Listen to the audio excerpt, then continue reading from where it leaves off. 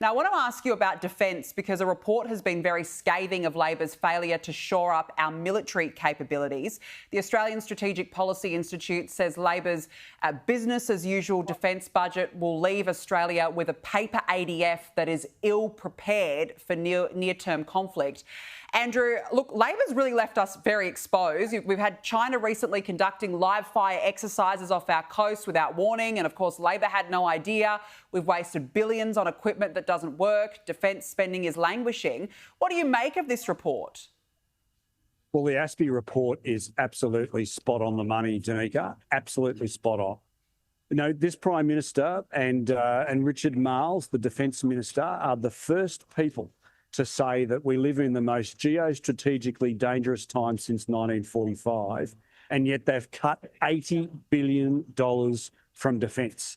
We're 5,000 personnel under what the Defence Department say we should be. And we've got things like we've got Anzac-class ships sitting on hard stands in Adelaide because we can't crew them. This government continues to talk the big talk about the importance of defence, and yet it cuts funding from defence.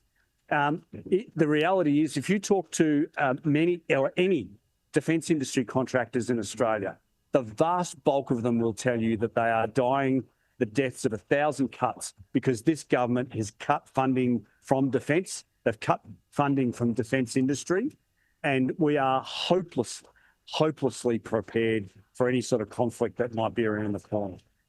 Well, have a look at what the Prime Minister said about it. Well, that's what they do, isn't it, ASPI? I mean, seriously, they need to, I think, have a look at themselves as well and the way that they conduct themselves in debates. We've had a defence strategic review. We've got considerable additional investment going into defence.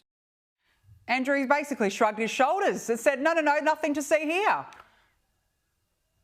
Well, I mean, the Prime Minister has got an absolute glass jaw. Peter Jennings talked about this today.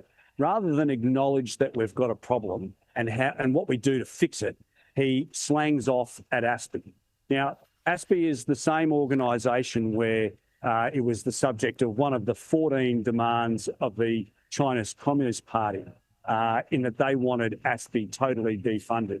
And lo and behold, ASPI is now under a new set of rules under this Labor government that they've got to fight for their funding every 5 years. They've got to have effectively a government public servant on their council. The Labor Party do not like scrutiny. They certainly don't like scrutiny of their defence policies.